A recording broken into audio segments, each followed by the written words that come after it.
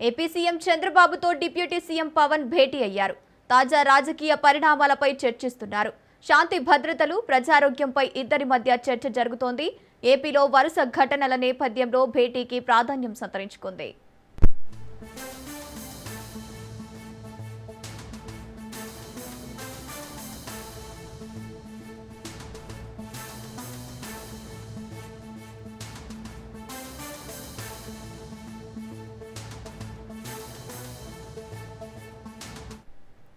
Right, ఇక AP CM చంద్రబాబుతో deputy CM Pawan Kalyan భేటీ అయ్యారు. రైట్, ఇక ఇదే అంశానికి సంబంధించి పూర్తి అప్డేట్స్ మా ప్రతినిధి సంతోష్ అందిస్తారు. సంతోష్, చెప్పండి. సీఎం చంద్రబాబు నాయుడు తోటి డిప్యూటీ సీఎం పవన్ కళ్యాణ్ అయితే ఆసక్తికరమైనటువంటి భేటీ అయితే నెలకొందని కూడా తెలుస్తోంది. ఎందుకంటే రాజకీయ ఏదైతే రాష్ట్రంలో నెలకొన్నటువంటి తాజా రాజకీయ పరిస్థితులు కావచ్చు, అదేవిధంగా శ్రీకాకుళం డయేరియా, అదేవిధంగా రాజమండ్రి కల్తీ పాల వ్యవహారం, అదేవిధంగా రీసెంట్ గా జరిగినటువంటి వేట్లపాలెంలో ఏదైతే బాణాసంచా తయారీ కేంద్రంలో జరిగినటువంటి ఫీల్డ్ పదార్థం కావచ్చు, వీటన్నిటిపై కూడా ఇటు తాజా రాజకీయ పరిస్థితులు కావచ్చు, అదేవిధంగా టీటీడీలో నెలకొన్నటువంటి అంశాలపై ఏకసభ్య కమిషన్ తో పాటు అదేవిధంగా తాజాగా వచ్చినటువంటి టీటీడీ చైర్మన్ కి సంబంధించినటువంటి అంశం ఏదైతే ఉందో దానికి సంబంధించినటువంటి అంశాలపై కూడా ఈ రోజు సుదీర్ఘంగా సీఎం చంద్రబాబు నాయుడు తోటి డిప్యూటీ సీఎం పవన్ కళ్యాణ్ అయితే కనుక చర్చించనున్నట్టు కూడా తెలుస్తా ఉంది. అదేవిధంగా ప్రధానంగా అంటే ఇటు నామినేటెడ్ పదవులు ఏవైతే ఉన్నాయో ఆ నామినేటెడ్ పదవులపై కూడా చర్చించే అవకాశాలు ఎక్కువగా కనబడుతున్నట్టు కూడా తెలుస్తా ఉంది. ఇక త్వరలో రాబోయేటువంటి స్థానిక సంస్థల ఎన్నికలపై కూడా ఇటు కూటమి అయితే కనుక పెట్టనున్నట్టు కూడా తెలుస్తా ఉంది. అదేవిధంగా మూడు పార్టీల సమన్వయంతో ముందుకెళ్లే అంశాలపై కూడా ఈ రోజు సుదీర్ఘంగా గంట పైగా కూడా ఇటు సీఎం చంద్రబాబు నాయుడు తోటి పవన్ కళ్యాణ్ అనేది కూడా భేటీ అవుతున్నటువంటి పరిస్థితులు. అయితే వీరిద్దరి మధ్య భేటీ అనేది కూడా రాష్ట్ర వ్యాప్తంగా ఒక సంచలనమైనటువంటి చర్చ అనేది కూడా మొదలవుతున్నటువంటి పరిస్థితులు కూడా కనబడతా ఉన్నాయి. తాజాగా టీటీడీ చైర్మన్ అంశంపై కూడా ఇటీవలే ఏదైతే రాజకీయ దుమారాన్ని రేకెత్తిస్తున్నటువంటి నేపథ్యంలోనే దీనిపై ఇప్పటికే ప్రభుత్వం ఏ విధమైనటువంటి స్పందించబోతుందన్న దానిపై అయితే కనుక కొంతమేర అయితే కనుక ఆసక్తి రేకెత్తిస్తున్నటువంటి పరిస్థితులు కూడా కనబడతా ఉన్నాయి. రేపటి నుంచి కూడా మండలి సమావేశాల్లో ఎంతో వ్యూహాత్మకంగా వెళ్ళబోతున్నటువంటి నేపథ్యంలోనే ఇక లడ్డు వ్యవహారం ఇంకా చర్చ అనేది కూడా ముగియకుండానే ఇప్పుడు తెరపైకి ఏదైతే టీటీడీ చైర్మన్ అంశం అనేది కూడా తెరపైకి రావడం, ఇటువంటి తాజా రాజకీయ పరిస్థితుల్లో కూటమి వ్యవహరించాల్సినటువంటి అంశాలపై కూడా సుదీర్ఘంగా ఈ రోజు డిప్యూటీ సీఎం చంద్రబాబు నాయుడు తోటి అయితే కనుక అదేవిధంగా deputy CM Pawan Kalyan, CM Chandrababu Naidu వీరిద్దరి మధ్య గారా కొన్ని ఆసక్తికరమైనటువంటి చర్చ అనేది కూడా రానున్నట్టు కూడా తెలుస్తా ఉంది. Company right, thank you Santosh.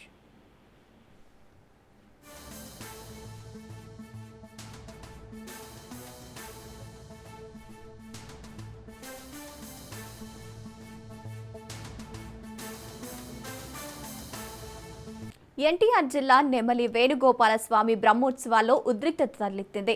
MP చిన్ని, ఎమ్మెల్యే కొలికపూడి మధ్య విభేదాలు భగ్గుమన్నాయి. ఎంపీ చిన్నికి అధికారులు పట్టు వస్త్రాలు అందించారు. ఎమ్మెల్యే శ్రీనివాస్ కు ముత్యాల తలంబ్రాలు ఇచ్చారు. ఎంపీ చేతిలో పట్టు వస్త్రాలను బలవంతంగా లాక్కుని స్వామివారికి సమర్పించారు కొలికపూడి. కేశినేని చిన్ని, కొలికపూడి వర్గాల మధ్య ఘర్షణ చెలరేగింది.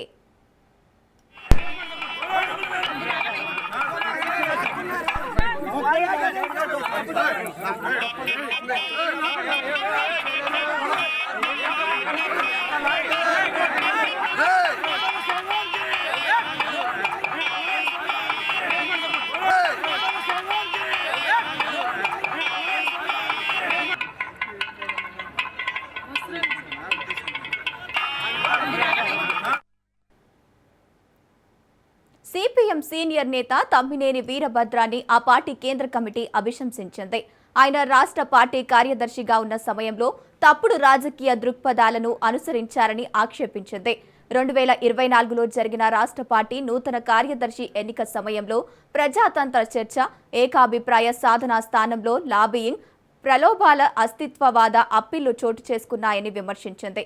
పార్టీ ప్రమాణాలను గాలికి వదిలేశారని దుయ్యబట్టింది. ఆ ఎన్నికల సందర్భంగా పార్టీ రాష్ట్ర కమిటీ నిట్ట నిలువున చీలిందని పేర్కొంది. నూతన రాష్ట్ర కార్యదర్శి ఎన్నిక ప్రక్రియలో ముఠతత్వం ఆందోళనకర స్థాయికి చేరింది. పోలిట్ బ్యూరో సభ్యులు ఐక్యతను నెలకొల్పడానికి తీవ్రంగా ప్రయత్నించారు. కానీ ఎన్నిసార్లు అప్పీలు చేసినా అప్పటి రాష్ట్ర కార్యదర్శి తమ్మినేనితో సహా పార్టీ నాయకత్వంలోని ఒక వర్గం వెనక్కి తగ్గేందుకు అంగీకరించలేదు. ఫలితంగా పార్టీ ఐక్యత నిలబెట్టేందుకు పోలిట్ బ్యూరో సభ్యులు చేసిన ప్రయత్నాలు ఫలించలేదు. ఆ సమయంలో అనేక అభ్యంతరకర, అంగీకరించలేని ధోరణులు తీవ్రత రూపం కనిపించాయి. పార్టీ క్రమశిక్షణను ఉల్లంఘించారు.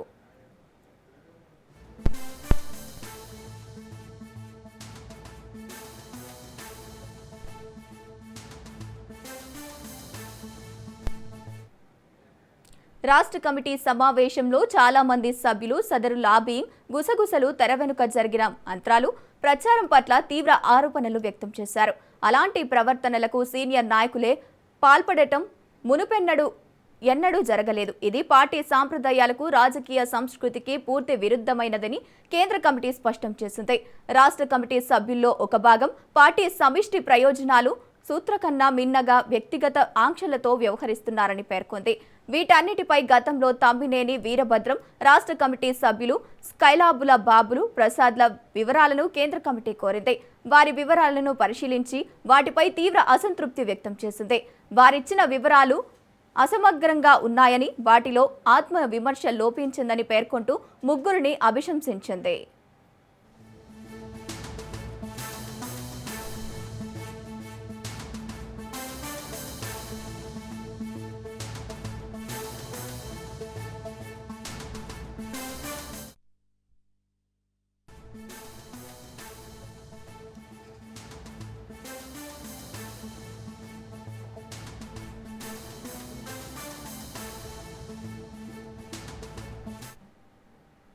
ఇవాళ సంపూర్ణ చంద్రగ్రహణం ఉండనుంది.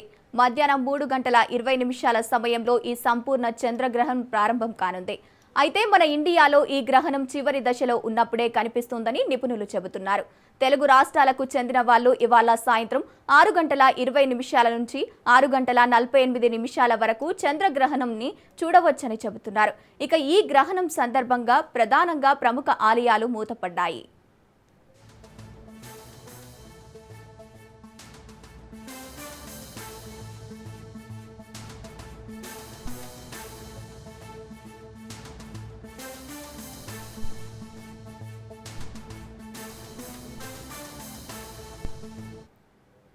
ఇవాళ సంపూర్ణ చంద్రగ్రహణం ఉండనుంది.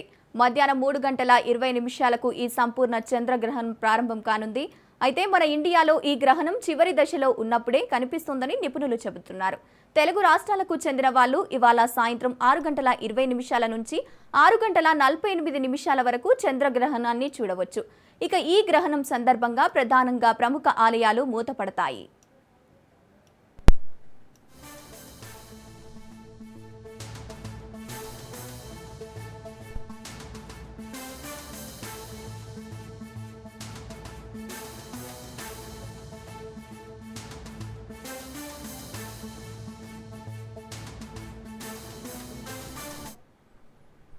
చంద్రగ్రహణం కారణంగా తిరుమల శ్రీవారి ఆలయాన్ని మూసివేశారు. రాత్రి 7:30 గంటలకు ఆలయం మూసి ఉంటుంది. ఆలయ శుద్ధి అనంతరం 8:30 నుంచి భక్తులు దర్శనానికి పునఃప్రారంభమవుతాయి. మరింత సమాచారం మా ప్రతినిధి సురేష్ అందిస్తారు. కారణంగా శ్రీవారి ఆలయాన్ని తిరుమల తిరుపతి దేవస్థానం అధికారులు మూసివేశారు. గ్రహణ కాలానికి సమయానికి ముందు 6 గంటల సమయానికంటే ముందు శ్రీవారి ఆలయాన్ని మూసివేయడం ఆనవాయితీ. ప్రస్తుతం మనం శ్రీవారి ఆలయం వద్ద ఉన్నాం. ఉదయం 9 గంటల ప్రాంతంలో స్వామివారి ఆలయ మహాద్వార గోపుర తలుపులను తిరుమల తిరుపతి దేవస్థానం అధికారులు మూసివేశారు. దానికంటే ముందు స్వామివారి ఆలయంలో జరిగే కైంకర్యాలను యథాప్రకారం ముందస్తుగా స్వామివారికి జరిగే కైంకర్యాలను ఏకాంతంగా నిర్వహించారు. అలాగే ఆర్జిత సేవలు కూడా రద్దు చేశారు. మరోవైపు 2 నైవేద్యాలు కూడా స్వామివారికి చేసిన తర్వాత ఏకాంత సేవను కూడా నిర్వహించి అటు పరిచారకులు, అర్చకులు, జీఎంగారులు పూర్తిగా లోపల ఉన్న కులశేఖరపురం గర్భాలయంలోని తలుపులను మూసివేసి ఆ తర్వాత పరిహార దేవత తలుపులు ఒకటి మూసుకుంటూ ఆలయం వెలుపలికి వచ్చి వెండి వాకిలిని మహాద్వార తలుపులను తిరుమల తిరుపతి దేవస్థానం అధికారులు మూసివేశారు. అలాగే గొల్లవాళ్ళు ఆ లాకర్ని తీసుకెళ్లిన పరిస్థితి కనబడుతుంది. మరోవైపు తిరుమల తిరుపతి దేవస్థానం ముందస్తులోనే ఈ భాగంగా తిరుమల తిరుపతి దేవస్థానం సంబంధించి అదైతే గ్రహణ కాలానికంటే 6 గంటల ముందు స్వామివారి ఆలయాన్ని మూసివేయడం ఆనవాయితీ. అలాగే అన్నప్రసాదం సంబంధించి కూడా తిరుమల తిరుపతి దేవస్థానం ఉదయం 10 గంటల తర్వాత వితరణ ఉండబోదని ప్రకటించింది. లడ్డూ వితరణ కేంద్రం కూడా 10 గంటలకు మూసివేయబడుతుంది. ఆ సాయంత్రం గ్రహణ కాలం అయిన తర్వాత ఏదైతే 3:20 నుంచి సాయంత్రం 6:40 గ్రహణ కాలం ఉంటుంది.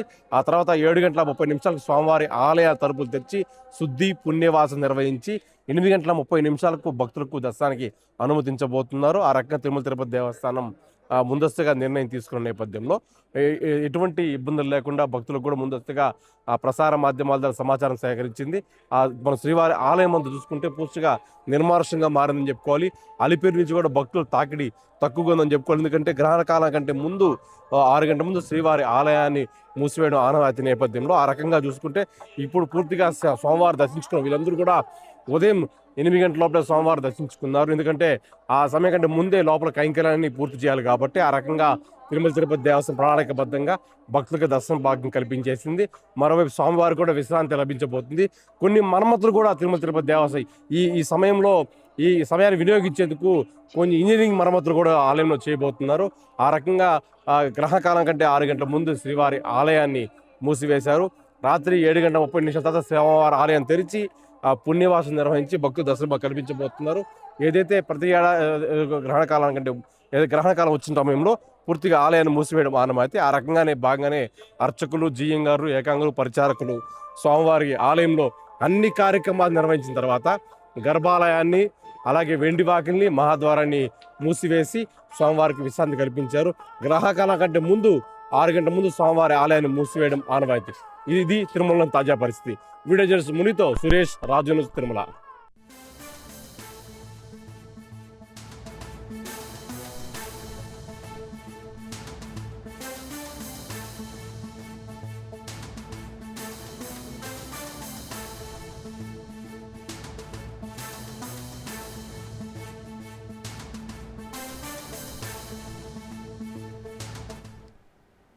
జిల్లా కలెక్టర్లతో ముఖ్యమంత్రి రేవంత్ రెడ్డి సమావేశమయ్యారు. సాయంత్రం 6 గంటల వరకు సమావేశం జరగనుంది. ఈ నెల 6 నుంచి జూన్ 12 వరకు 99 రోజుల ప్రజాపాలన ప్రగతి ప్రణాళిక నేపథ్యంలో సమావేశమయ్యారు. ఈ భేటీలో స్పెషల్ సీఎస్లు, సెక్రటరీలు, ప్రిన్సిపల్ సెక్రటరీలు పాల్గొననున్నారు. అధికారులకు, కలెక్టర్లకు సీఎం రేవంత్ దిశానిర్దేశం చేస్తున్నారు.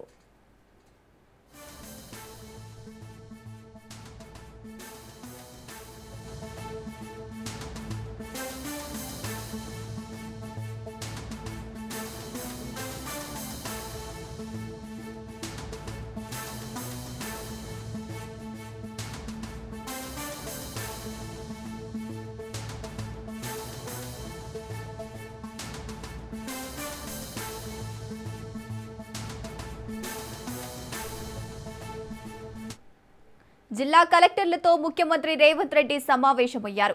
సాయంత్రం 6 గంటల వరకు సమావేశం జరగనుంది. ఈ నెల 6 నుంచి జూన్ 12 వరకు 99 రోజుల ప్రజాపాలన ప్రగతి ప్రణాళిక నేపథ్యంలో సమావేశమయ్యారు. ఈ భేటీలో స్పెషల్ సీఎస్లు, సెక్రటరీలు, ప్రిన్సిపల్ సెక్రటరీలు పాల్గొననున్నారు. అధికారులకు, కలెక్టర్లకు సీఎం దిశానిర్దేశం చేస్తున్నారు.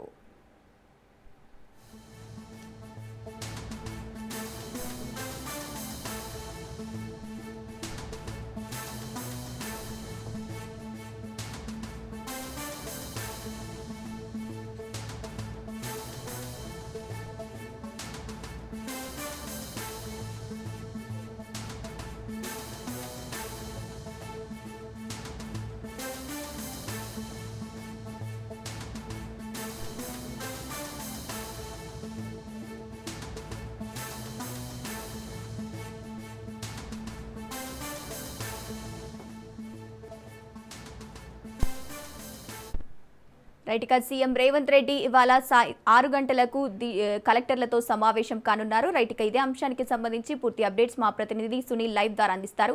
సునీల్, చెప్పండి, కలెక్టర్లతో ప్రజాపాలన ప్రగతి ప్రణాళిక నేపథ్యంలో సమావేశమయ్యారు సీఎం రేవంత్ రెడ్డి. దీనికి సంబంధించిన అప్డేట్స్ ఏంటి? తెలంగాణ రాష్ట్ర ముఖ్యమంత్రి రేవంత్ రెడ్డి ఎంతో ప్రతిష్టాత్మకంగా చేపడుతున్నటువంటి ప్రజాపాలన ప్రగతి ప్రణాళిక అనే పేరుతో 99 రోజులకు సంబంధించినటువంటి ఒక షెడ్యూల్ని ఇప్పటికే ఖరారు చేయడం జరిగింది. ఈరోజు జిల్లా కలెక్టర్లతో దాదాపు 33 జిల్లా కలెక్టర్లతో పాటు అదేవిధంగా ప్రిన్సిపల్ సెక్రటరీలతో పాటు మంత్రులతో ముఖ్యమంత్రి రేవంత్ రెడ్డి కీలక సమావేశం ఏర్పాటు చేయడం జరిగింది. ఇక ఈరోజు ఉదయం సెషన్లో 9:30 ప్రాంతంలో మార్నింగ్ కలెక్టర్లతో చీఫ్ సెక్రటరీ రామకృష్ణరావు సమావేశం ప్రారంభించడం జరిగింది. రామకృష్ణరావు అధ్యక్షతన కలెక్టర్లతో సమావేశం స్టార్ట్ అయింది. ప్రస్తుతం అయితే కేంద్ర ప్రభుత్వము తీసుకొస్తున్నటువంటి జనగణనకు సంబంధించిన అంశాలపై మాత్రము సిఎస్ జిల్లా కలెక్టర్లకు దిశానిర్దేశం చేస్తున్నారు. కేంద్ర ప్రభుత్వము జనగణన విషయంలో 34 అంశాలపైన పూర్తిగా సర్వే చేయాలని ఇప్పటికే రాష్ట్రాలకు ఆదేశాలు జారీ చేసింది. కాబట్టి రాష్ట్ర ప్రభుత్వం మొట్టమొదటిసారిగా హౌస్ లిస్టింగ్ని తయారు చేయాలి, ఎంతమందికి గృహాలు ఉన్నాయి, ఎంతమందికి నివాస సదుపాయాలు లేవు అనే అంశాలపై కూడా మొట్టమొదటిసారిగా హౌస్ లిస్టింగ్ కార్యక్రమం చేపట్టాలి. ఇందుకోసం దాదాపు 89,000 మంది సిబ్బందిని సిద్ధం చేయడం రాష్ట్ర ప్రభుత్వము. ఫిబ్రవరిలో 2027 ఫిబ్రవరి నుంచి స్టార్ట్ అయ్యేటువంటి జనగణన కంటే ముందే మొట్టమొదటిసారిగా హౌస్ లిస్టింగ్ కంప్లీట్ చేయాలని రాష్ట్ర ప్రభుత్వం నిర్ణయించింది. కాబట్టి దానికి సంబంధించిన విషయాలపై మాత్రము అటు చీఫ్ సెక్రటరీ రామకృష్ణరావు జిల్లా కలెక్టర్లతో సమావేశం అయితే స్టార్ట్ చేయడం జరిగింది. ప్రస్తుతం కొంతమంది కలెక్టర్ల తీరుపై చీఫ్ సెక్రటరీ రామకృష్ణరావు తీవ్ర ఆగ్రహం వ్యక్తం చేయడం జరిగింది. ఇక ఎవరైతే లోకల్కి వెళ్ళి అంటే ఫీల్డ్లోకి వెళ్ళి ఎవరైతే పనిచేయడం లేదో వారికి సంబంధించిన విషయాలపై కూడా ముఖ్యమంత్రి వారందరినీ కూడా చూసుకుంటారు. వారితో ముఖ్యమంత్రి నేరుగా మాట్లాడతారు. ఎందుకంటే ఇప్పటికే ఇంటెలిజెన్స్ రిపోర్ట్ వచ్చింది ముఖ్యమంత్రికి. ఎవరైతే కలెక్టర్ల పనితీరు బాగాలేదో వారికి సంబంధించిన విషయాలపై కూడా ముఖ్యమంత్రి వారితో మాట్లాడతారు. మధ్యాహ్నం సెషన్లో ముఖ్యమంత్రి హాజరవుతారు. ఈ కలెక్టర్లతో పాటు ప్రిన్సిపల్ సెక్రటరీలతో మరోవైపు మంత్రులు వీరందరూ కూడా మధ్యాహ్నం 2:30 నుంచి లంచ్ విరామం తర్వాత వీరందరూ కూడా కలెక్టర్ సమావేశంలో అటెండ్ అయ్యే పరిస్థితి కనబడుతుంది. ప్రస్తుతం అయితే అనేక పథకాలకు సంబంధించిన విషయాలు ప్రజల్లోకి వెళ్ళాలి, ఏ విధంగా ప్రజల్లోకి వెళ్ళాలి, ఇక్కడ నుంచి సచివాలయం నుంచి కాకుండా ప్రజాక్షేత్రంలో నుంచి పరిపాలన చేసే విధంగా 99 రోజుల ప్రణాళికను సిద్ధం చేయడం. ఇక జూన్ 9 వరకు అంటే ఈ మార్చి 6 నుంచి జూన్ 9 వరకు ఈ యొక్క ప్రగతి ప్రణాళిక అనే పేరుతో ప్రజాపాలన ప్రగతి ప్రణాళిక అనే పేరుతో 99 రోజులకు సంబంధించినటువంటి షెడ్యూల్ రిపోర్ట్ని కూడా ఇప్పటికే రాష్ట్ర ప్రభుత్వం సిద్ధం చేసింది. ఆ సిద్ధం చేసిన రిపోర్ట్ అన్నీ కూడా ఈరోజు జిల్లా కలెక్టర్లకు ముఖ్యమంత్రితో పాటు చీఫ్ సెక్రటరీ రామకృష్ణరావు కూడా అందజేస్తారు. ఏ వారంలో ఏ పని చేయాలి, ఏ రోజులు ఏ కార్యక్రమం చేయాలి, అదేవిధంగా పాఠశాల అభివృద్ధి, ప్రభుత్వ పాఠశాల అభివృద్ధి, అదేవిధంగా పహారీగోడ, మూత్రశాల మరుగుదొడ్లకు సంబంధించినటువంటి ప్రణాళిక ఏ విధంగా చేయాలి, మరోవైపు డ్వాక్రా మహిళలకు రైతులకు ఏ రకంగా చేయాలి, సీసీ రోడ్ల నిర్మాణాలు ఏ రకంగా చేయాలి, మరోవైపు అభివృద్ధి అంటే ముఖ్యంగా గ్రామ పంచాయతీలు నూతన గ్రామ పంచాయతీల అభివృద్ధి, అదేవిధంగా రైతులు ఆహార ధాన్యం నిల్వ చేయడానికి పాకలు ఏ విధంగా వాటికి షెడ్స్ని ఏర్పాటు చేయాలి, మరోవైపు పాకలు అంటే పశువుల పాకలు కావచ్చు, గొర్రెల పాకలు కావచ్చు ఏ విధంగా ఏర్పాటు చేయాలి, ఇలాంటి అన్ని అంశాలకు సంబంధించిన విషయంపై కూడా ఒక ప్రోగ్రెస్ రిపోర్ట్ని తయారు చేసింది రాష్ట్ర ప్రభుత్వము. ఆ రిపోర్ట్ మొత్తం కూడా ఈరోజు జిల్లా కలెక్టర్లకు అందిస్తారు. ఆ జిల్లా కలెక్టర్లకు అందించిన రిపోర్టు ఆధారంగా ఈ 99 రోజుల్లో ఒక్కొక్క రోజు ఒక్కొక్క కార్యక్రమాన్ని వాళ్ళు ఫుల్ఫిల్ చేయాల్సినటువంటి అవసరం ఉంటుంది. కాబట్టి వాటికి సంబంధించిన విషయాలపై కూడా ఈరోజు జిల్లా కలెక్టర్లతో అటు ప్రిన్సిపల్ సెక్రటరీ వివిధ శాఖలకు సంబంధించినటువంటి ప్రిన్సిపల్ సెక్రటరీలతో కూడా ముఖ్యమంత్రి రేవంత్ రెడ్డితో పాటు మంత్రులందరూ కూడా భాగస్వామ్యం అవుతారు. ఈరోజు మధ్యాహ్నం తర్వాత మంత్రులతో అదేవిధంగా ప్రిన్సిపల్ సెక్రటరీతో పాటు మరోవైపు జిల్లా కలెక్టర్తో కూడా ముఖ్యమంత్రి రేవంత్ రెడ్డి సమావేశం అవుతారు. మార్నింగ్ సెషన్లో కేవలం చీఫ్ సెక్రటరీ రామకృష్ణ అధ్యక్షతన మాత్రమే వీరితో జనగణనకు సంబంధించిన విషయాలు, మరోవైపు జిల్లాలో ఉన్నటువంటి కొన్ని సమస్యలకు సంబంధించిన అంశాలపై కూడా ప్రస్తుతం అయితే చీఫ్ సెక్రటరీ రామకృష్ణరావు వారితో ముఖాముఖి అవుతారు. వారితో సమావేశం కంప్లీట్ అయిన తర్వాత మధ్యాహ్నం సెషన్ నుంచి కూడా ముఖ్యమంత్రి రేవంత్ రెడ్డి, మంత్రులు, ప్రిన్సిపల్ సెక్రటరీలు కూడా అందరూ కూడా పార్టిసిపేట్ చేయడం జరుగుతుంది. తర్వాత ఈ కంప్లీట్ అయిన తర్వాత అంటే ఈ సమావేశం అంతా కూడా పూర్తిగా కంప్లీట్ అయిన తర్వాత ముఖ్యమంత్రి నేరుగా మీడియాతో మాట్లాడే అవకాశం ఉంది. 99 రోజుల ప్రజాపాలన ప్రగతి ప్రణాళిక అనే అంశాలు ఏ రకంగా ప్రజల్లోకి తీసుకువెళ్ళాలి, ఏ రకంగా వారు ఒక అజెండాని రూపొందించారు, ఆ అజెండా మొత్తం కూడా బహిర్గతం చేసేందుకు ముఖ్యమంత్రి రేవంత్ రెడ్డి మీడియా సమావేశం ద్వారా అన్ని వివరాలు కూడా వెల్లడించే అవకాశం ఉన్నట్లు కూడా కొంత సమాచారం తెలుస్తుంది. కాబట్టి ప్రస్తుతం అయితే ఉదయం 9:30 స్టార్ట్ అయింది, మీటింగ్ అయితే స్టార్ట్ అయింది. కొంతమంది ఐఏఎస్ అధికారుల తీరుపై ముగ్గురు ఐఏఎస్ అధికారుల తీరుపై కూడా సిఎస్ రామకృష్ణరావు కొంత ఆగ్రహం వ్యక్తం చేయడం. మిగిలినటువంటి ఫీల్డ్ లెవెల్ స్థాయికి వెళ్ళి ఎవరైతే పనిచేయడం లేదో వారికి సంబంధించినటువంటి నివేదిక ఇప్పటికే ముఖ్యమంత్రి రేవంత్ రెడ్డి తెప్పించుకున్నాడు కాబట్టి వారికి సంబంధించిన వివరాలు మధ్యాహ్నం తర్వాత ముఖ్యమంత్రి కూడా వారితో మాట్లాడి కొంత వారిపై కూడా కొంత అసహనం వ్యక్తం చేసే అవకాశం. ప్రస్తుతం అయితే మీటింగ్ అయితే స్టార్ట్ అయింది. ఈ 99 రోజుల్లో ఏ రకంగా ప్రజలకు వెళ్ళాలి, క్షేత్రస్థాయిలో ప్రజలకు సంబంధించినటువంటి సంక్షేమ పథకాలు, అభివృద్ధి పథకాలు ఏ రకంగా ముందుకు తీసుకువెళ్లాలన్న అన్ని అంశాలపై కూడా ముఖ్యమంత్రి రేవంత్ రెడ్డి దిశానిర్దేశం చేసే అవకాశం ఉంది. గంగోత్రి. సునీల్, రేవంత్ రెడ్డి కలెక్టర్ల భేటీ అనంతరం జిల్లాల వారీగా అభివృద్ధి ఎలా ఉండబోతుంది అనుకోవచ్చు? ఖచ్చితంగా దాదాపు 99 రోజుల పాటు ఒక ప్రణాళికను ఇప్పటికే సిద్ధం చేయడం జరిగింది. అందులో ప్రధానంగా విద్యా సంబంధించినటువంటి అంశాలు ఏదైతే ప్రభుత్వ పాఠశాలలకు ఏ రకంగా మెరుగైనటువంటి సౌకర్యాలు అందించాలి, మరుగుదొడ్ల విషయాలు కావచ్చు, మూత్రశాలకు సంబంధించినటువంటి విషయాలు కావచ్చు, చుట్టూ ప్రహరీ గోడకు సంబంధించినటువంటి విషయాలపై కూడా ఇప్పటికే ఒక రూట్ మ్యాప్ని కూడా సిద్ధం చేసిందండి. వాటితో పాటు ముఖ్యంగా రైతులకు తీసుకోవాల్సినటువంటి చర్యలకు సంబంధించిన అంశాలపై కూడా ఇప్పటికే ముఖ్యమంత్రి రేవంత్ రెడ్డి ఒక ప్రణాళిక కూడా సిద్ధం చేయడం. రైతుల విషయంలో ముఖ్యంగా పండినటువంటి పంటని ఏ రకంగా నిల్వ చేయాలి, ఏ రకంగా స్టోరేజ్ చేసే సంబంధించినటువంటి నిర్మాణాలు చేయాలి, స్టోరేజ్ బిల్డింగ్స్ని ఏ రకంగా నిర్మాణాలు చేయాలి, మరోవైపు పశువులకు సంబంధించిన విషయంలో ఒక పశువుల పాకలను ఏ రకంగా సిద్ధం చేయాలి, అదేవిధంగా చెక్ డ్యామ్లను ఏ రకంగా నిర్మించాలి. దాదాపు ఇప్పటికే కొన్ని చెక్ డ్యామ్లు నిర్మించాలని ఇప్పటికే 565 చెక్ డ్యామ్లు నిర్మించాలని రాష్ట్ర ప్రభుత్వం రాష్ట్ర వ్యాప్తంగా ఒక ఫిగర్ వేసింది కాబట్టి ఆ ఫిగర్ ద్వారా చెక్ డ్యామ్ల నిర్మాణం, అదేవిధంగా పశువుల పాకలు, గొర్రెల పాకలు, మరోవైపు రైతులకు సంబంధించినటువంటి ధాన్యం నిల్వ చేసేందుకు ఏ రకంగా షెడ్స్ని నిర్మాణం చేయాలి. వీటితో పాటు ముఖ్యంగా డ్వాక్రా మహిళలకు సమైక్య సంబంధించినటువంటి గ్రూప్ సభ్యులకు ప్రత్యేకమైనటువంటి బిల్డింగ్స్ని ఏర్పాటు చేయాలని రాష్ట్ర ప్రభుత్వం నిర్ణయించింది కాబట్టి ఆ బిల్డింగ్స్ నిర్మాణాలకు సంబంధించినటువంటి విషయంలో ఇప్పటికే కొంత ఫండ్స్ను కూడా సిద్ధం చేసింది. దీంతో పాటు డ్వాక్రా మహిళలకు సంబంధించినటువంటి కొన్ని నిర్మాణాలు, అదేవిధంగా అంగన్వాడీ కేంద్రాలు, నూతనంగా అంగన్వాడీ బిల్డింగ్స్ని ఏర్పాటు చేయాలని ఇప్పటికే రాష్ట్ర ప్రభుత్వం నిర్ణయించింది కాబట్టి దాదాపు 500 పైగా రాష్ట్ర వ్యాప్తంగా ఉన్నటువంటి 500 పైగా అంగన్వాడీ కేంద్రాలను కూడా ఇప్పటికే నూతన బిల్డింగ్స్ని ఏర్పాటు చేసేందుకు రాష్ట్ర ప్రభుత్వము నిర్ణయించింది. దీంతో పాటు గ్రామీణ స్థాయిలో దాదాపు 1000 కిలోమీటర్ల పేరుపై సీసీ రోడ్ల నిర్మాణాలు చేపట్టాలని రాష్ట్ర ప్రభుత్వం నిర్ణయించింది. ఆ సీసీ రోడ్ల నిర్మాణాలకు సంబంధించిన అంశాలపై కూడా ఈరోజు ఒక ప్రణాళిక రిపోర్ట్లో పొందుపరిచింది. ఇక 99 రోజుల రిపోర్టు అంటే మార్చి 6వ తేదీ నుంచి జూన్ 9 వరకు ప్రజాపాలన ప్రగతి ప్రణాళిక అనే పేరుతో విడుదల చేసినటువంటి రిపోర్ట్ కాపీస్ మొత్తం కూడా ఈరోజు జిల్లా కలెక్టర్లకు, అటు రాష్ట్ర ముఖ్యమంత్రితో పాటు చీఫ్ సెక్రటరీ ప్రధాన కార్యదర్శిగా ఉన్నటువంటి రామకృష్ణరావు అందిస్తారు. ఆ అందించినటువంటి ఏదైతే వారం రోజులకు ఏ షెడ్యూల్ చేయాలి, రోజుకొక పనిని ఏ విధంగా ముందుకు తీసుకువెళ్ళాలి, ఆ మినిట్ టు మినిట్ రిపోర్ట్ మొత్తం కూడా మళ్ళీ రాష్ట్ర ప్రభుత్వానికి అందించే విధంగా ప్రణాళిక అయితే సిద్ధం చేసింది. మధ్యాహ్నం తర్వాత ముఖ్యమంత్రి రేవంత్ రెడ్డి నేరుగా సమావేశంలో అటెండ్ అవుతారు. ముఖ్యమంత్రితో పాటు ప్రధాన కార్యదర్శులు, మంత్రులు కూడా ఈ సమావేశంలో హాజరవుతారు.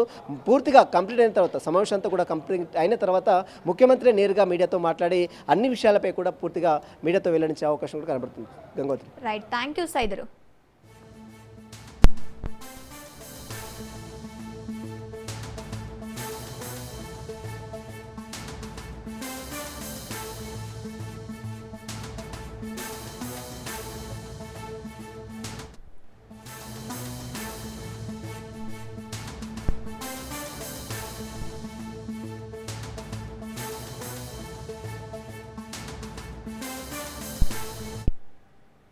బ్రేకింగ్ న్యూస్ చూస్తున్నాం. సీఎం రేవంత్ కు కిషన్ రెడ్డి బహిరంగ లేఖ రాశారు. రాష్ట్ర ఆర్థిక పరిస్థితులపై శ్వేతపత్రం విడుదల చేయాలని డిమాండ్ చేశారు. కేంద్రం ఇప్పటి వరకు 12 లక్షల కోట్ల నిధులు ఇచ్చిందని కిషన్ రెడ్డి తెలిపారు. బీఆర్ఎస్ కాంగ్రెస్ పాలనలో రాష్ట్రం అప్పుల పాలైందని విమర్శించారు. రాష్ట్ర ఖజానా నిల్, కాంగ్రెస్ నేతల జేబులు ఫుల్ అంటూ సెటైర్లు వేశారు. ప్రజలకు వాస్తవాలు తెలియాలన్నారు కిషన్ రెడ్డి.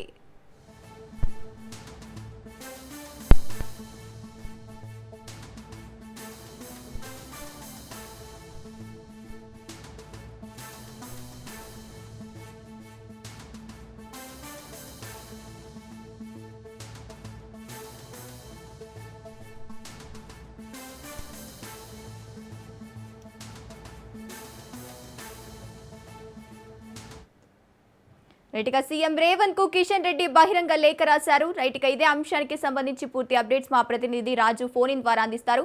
రాజు, చెప్పండి, సీఎం రేవంత్ రెడ్డికి కిషన్ రెడ్డి బహిరంగ లేఖ రాసినట్టు తెలుస్తోంది. రాష్ట్ర ఆర్థిక పరిస్థితులపై లేఖ రాసినట్టు తెలుస్తోంది. దీనికి సంబంధించిన అప్డేట్స్ ఏంటి? కేంద్ర మంత్రి కిషన్ రెడ్డి కొద్దిసేపటి క్రితమే రాష్ట్ర ముఖ్యమంత్రి రేవంత్ రెడ్డికి ఒక బహిరంగ లేఖ రాయడం జరిగింది. తెలంగాణ రాష్ట్రానికి సంబంధించి రాష్ట్రంలో ఉన్నటువంటి ఆర్థిక పరిస్థితికి సంబంధించి పూర్తి స్థాయిలో ఒక శ్వేతపత్రాన్ని విడుదల చేయాలని కోరుతూ ఒక బహిరంగ లేఖనైతే రాయడం జరిగింది. త్వరలోనే అసెంబ్లీ బడ్జెట్ సమావేశాలు ప్రారంభం అవుతున్న వేళ బడ్జెట్ సమావేశాల కంటే ముందే ఈ యొక్క శ్వేతపత్రాన్ని విడుదల చేయాలని చెప్పేసి కూడా కేంద్ర మంత్రి అయితే ఈ లేఖలో పేర్కొనడం జరిగింది. ప్రధానంగా 2023లో అధికారంలోకి వచ్చినటువంటి కాంగ్రెస్ పార్టీ అప్పటి నుంచి కూడా సో ఏ విధంగా ఆ బడ్జెట్ లో కేటాయింపులు చేస్తా ఉంది, ఏ విధంగా రాష్ట్రంలో పరిపాలన చేస్తా ఉంది అని చెప్పి కూడా ఆ లెటర్ లో ఆయన రాయడం జరిగింది. పరిపాలన చేయడం అంటే ఇచ్చిన హామీలను అమలు చేయడం అంటే రాష్ట్ర ఖజానాలో లంక బిల్లులు వెతకడం కాదు అని చెప్పేసి కూడా ఆయన ఏదైతే ముఖ్యమంత్రి రేవంత్ రెడ్డి చేసినటువంటి వ్యాఖ్యలను ఇందులో మరోసారి ప్రస్తావించిన పరిస్థితి కనిపిస్తా ఉంది. రాష్ట్ర ఖజానా గురించి మాట్లాడిన మీరే ఇటీవల ఒక సభలో మాట్లాడుతూ అవసరమైతే కాంగ్రెస్ పార్టీ సోనియా గాంధీ కుటుంబానికి 1000 కోట్లు ఇస్తామని చెప్పి ఏదైతే మాట్లాడడం జరిగిందో ఆ వ్యాఖ్యలను కూడా ఇందులో పొందుపరిచిన పరిస్థితి కనిపిస్తా ఉంది. 2014లో కేంద్రంలో అధికారంలోకి వచ్చినటువంటి ఎన్డీఏ ప్రభుత్వం ప్రధానమంత్రి మోడీ ఆధ్వర్యంలో తెలంగాణకు ఈ 12 సంవత్సరాల్లో 12 లక్షల కోట్లను కేటాయించిందని చెప్పేసి కూడా లెక్కలతో సహా వాటన్నిటిని కూడా లేఖలో పొందుపరచడం జరిగింది. అందులో రైల్వేలకు ఏ విధంగా కేటాయింపులు చేసింది తెలంగాణలో, నేషనల్ హైవేస్ కి ఏ విధంగా కేటాయింపులు చేసింది, అదేవిధంగా గ్రామీణ ఉపాధి హామీ పథకానికి ఏ విధంగా నిధులు కేటాయించింది, ఉచిత రేషన్ బియ్యానికి, అదేవిధంగా గ్రామీణ పట్టణ స్థానిక సంస్థలకు ఏ విధంగా ఆర్థిక సంఘాల సిఫారసుల మేర దానికి సంబంధించి నిధులు ఏ విధంగా కేటాయించిందనే వివరాలన్నీ కూడా కేంద్ర ప్రభుత్వం కేటాయించినటువంటి ఏ దానికి ఎంత కేటాయింపులు చేసిందనేది సవివరంగా ఈ లేఖలో పేర్కొనడం జరిగింది. కేంద్ర ప్రభుత్వం 12 సంవత్సరాలలో ఈ 2 లక్షల కోట్ల కనీస మద్దతు ధరను పెంచింది. తెలంగాణ రైతుల నుంచి వరి ధాన్యాన్ని కూడా సేకరించినటువంటి అంశాన్ని ఇందులో ప్రస్తావించడం జరిగింది. అదేవిధంగా కేంద్ర ప్రభుత్వం రాష్ట్రాలకు అందించినటువంటి ఏదైతే నిధులు ఉన్నాయో తెలంగాణకు ఏ విధంగా కేటాయించింది అనే దాన్ని కూడా కేంద్ర మంత్రి కిషన్ రెడ్డి ఇందులో ప్రస్తావించిన పరిస్థితి కనిపిస్తా ఉంది. రాష్ట్రానికి కూడా పెద్ద ఎత్తున ఏదైతే కేంద్ర ప్రభుత్వ పథకాలు ఉంటాయో ఆ పథకాల్లో కూడా కేంద్ర ప్రభుత్వం రాష్ట్రానికి కేటాయింపులు చేసినటువంటి విధానాన్ని కూడా లేఖలో పేర్కొనడం జరిగింది. అదేవిధంగా ఎంఎంటీఎస్ కు సంబంధించి ఎంఎంటీఎస్ ఫేజ్ 2 కి సంబంధించి 200 కోట్లు, మనోహరాబాద్ కొత్తపల్లి రైల్వే లైన్ల కోసం 114 కోట్లు, స్మార్ట్ సిటీస్ పథకం కోసం 315 కోట్లు, ఇట్లా ఏ దానికి ఎంత కేటాయింపులు చేశారన్న దాన్ని కూడా లేఖలో ప్రస్తావించడం జరిగింది. తెలంగాణ రాష్ట్రంలో ఈ యొక్క కేంద్ర ప్రభుత్వ పథకాలను సద్వినియోగం చేయడం లేదు, ఇవన్నీ కూడా కేంద్ర ప్రభుత్వ నిధులను కూడా మళ్లిస్తున్నారని చెప్పేసి కూడా అందులో పేర్కొనడం జరిగింది. 2014లో నిధుల బడ్జెట్ తో ఏర్పడినటువంటి తెలంగాణ ప్రత్యేక రాష్ట్రం గత బీఆర్ఎస్ పరిపాలనలో బీఆర్ఎస్ ఏ విధంగానైతే పరిపాలన చేసిందో ఇప్పుడు అదే తోవలో కాంగ్రెస్ పార్టీ 27 నెలల కాలంలో కూడా అదే విధంగా పరిపాలన చేస్తూ తెలంగాణ ప్రజలకు అన్యాయం చేస్తుందని చెప్పేసి కూడా ఆయన లేఖలో పేర్కొనడం జరిగింది. మార్చిలో ఏదైతే 16వ తేదీ నుంచి ప్రారంభం కాబోతున్నటువంటి ఈ బడ్జెట్ సమావేశాలకు ముందుగానే రాష్ట్ర ప్రభుత్వం ఈ యొక్క రాష్ట్ర ఆర్థిక పరిస్థితికి సంబంధించి ఒక పూర్తి స్థాయి శ్వేతపత్రాన్ని విడుదల చేయాలని చెప్పేసి కేంద్ర మంత్రి అయితే ఒక బహిరంగ లేఖ ముఖ్యమంత్రి రేవంత్ రెడ్డికి రాసిన పరిస్థితి కనిపిస్తా ఉంది. Gangotri. Right, thank you Raju.